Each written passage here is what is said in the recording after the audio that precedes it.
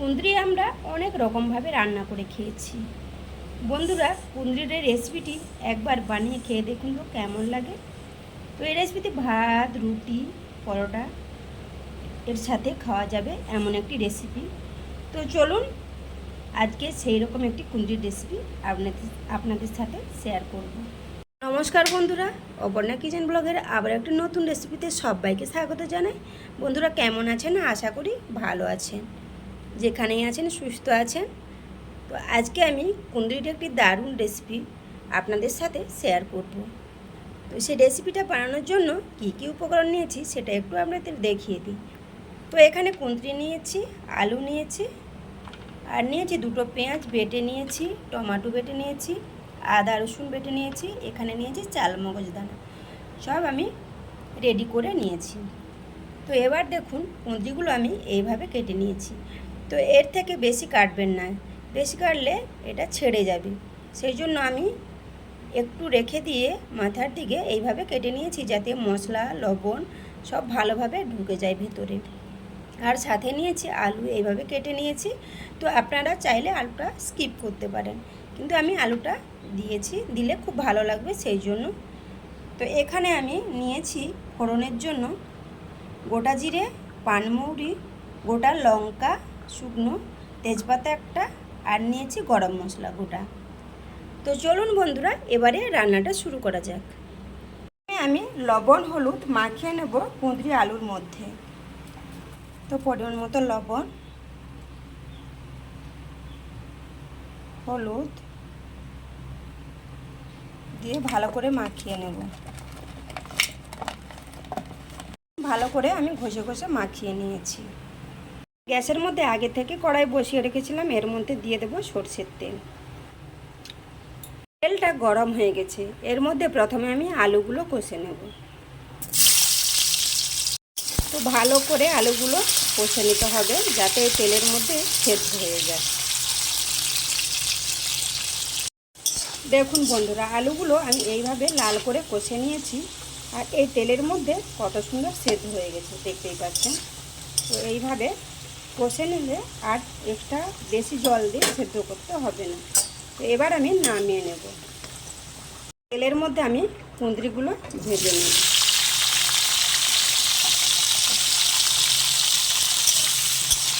ওগুলোও আমি তেলের মধ্যে প্রায় সেদ্ধ করে নেব, ভালো করে কষিয়ে।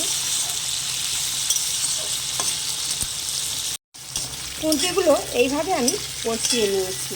তো দেখতেই পাচ্ছেন, এতে বেশিরভাগ 3 ভাগ আমার সেদ্ধ হয়ে গেছে তেলের মধ্যে। এবার আমি নামিয়ে নেব। তো যেটুকু বাকি আছে জল দিলে সেদ্ধ হয়ে যাবে। এবার আমি ওই তেলের মধ্যে দিয়ে দেবো ফোড়ন। তো পানমৌরি নিয়েছি, গোটা জিরে, শুকনো লঙ্কা, তেজপাতা একটা, গরম মশলা।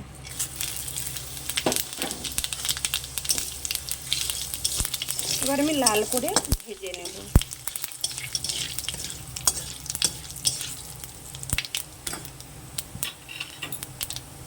তো এর মধ্যে দিয়ে দেব পেঁয়াজ বাটা।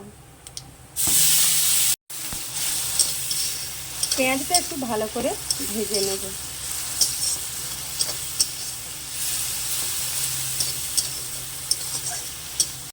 এবার দিয়ে দেবো আদা রসুন বাটা।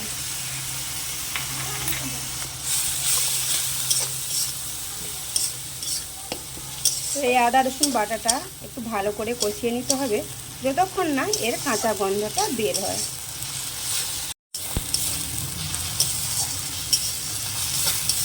তো দেখুন এভাবে কষিয়ে নিয়েছি।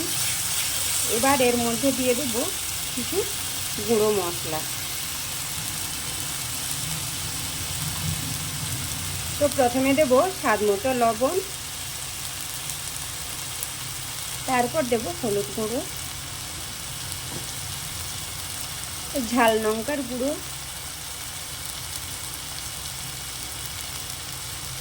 ধনে গুঁড়ো, জিরের গুঁড়ো, দেব কাশ্মীরি লঙ্কার গুঁড়ো। তো কালারের জন্য এটা দিলাম। এবার আমি ভালো করে কষিয়ে নেব। তো এর মধ্যে দিয়ে দেব অল্প করে জল। গুঁড়ো মশলা দেওয়ার কারণে আমি জলটা অ্যাড করলাম, তো আপনারা চাইলে নাও দিতে পারেন। এবার আমি ভালো করে কষিয়ে নেব।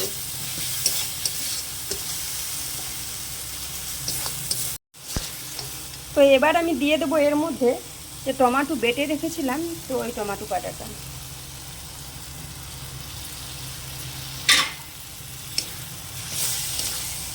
দিয়ে আবারও কষিয়ে নেব যতক্ষণ না টমেটোর গন্ধটা বের হয়, কাঁচা গন্ধ।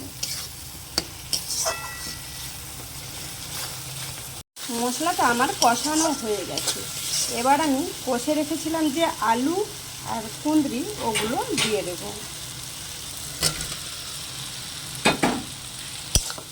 দিয়ে ভালো করে মশলার সাথে কষিয়ে নেব।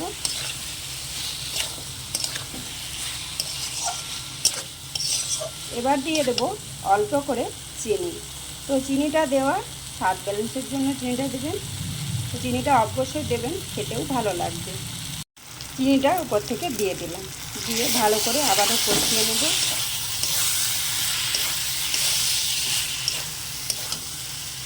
তো এই রান্নাটি কুঁদরি তো ভাত রুটি দুটোর সাথেই খেতে পারবেন, তো খেতেও দারুণ লাগবে। এবার আমি দিয়ে দেবো যে চাল মগজ বেটে রেখেছিলাম, তো ওইটা ওই বাটাটাই আমি দিয়ে দেবো।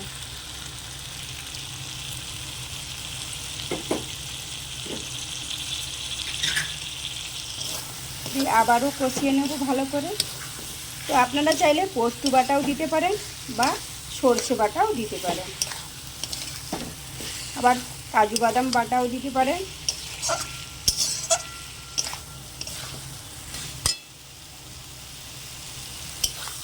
এইভাবে ভালো করে কষিয়ে নেবেন আর মশলাটা কুঁদরির ভিতরে ভালোভাবে ঢুকে যাবে।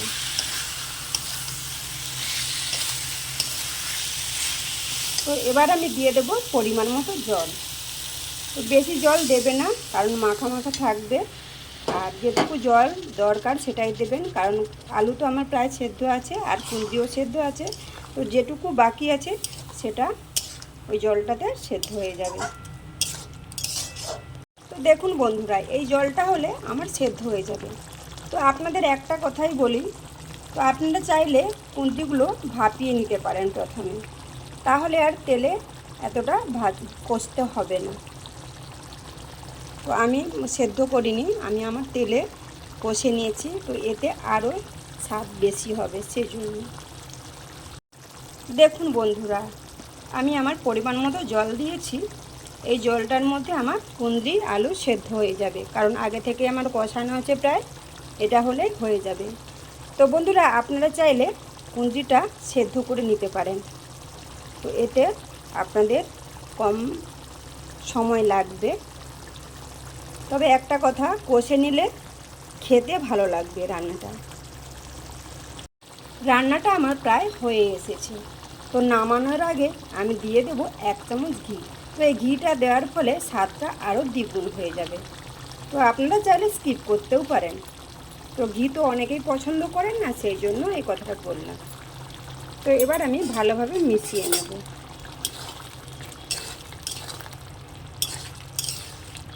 বন্ধুরা, রান্নাটা আমার হয়ে গেছে, এবার আমি নামিয়ে নেব।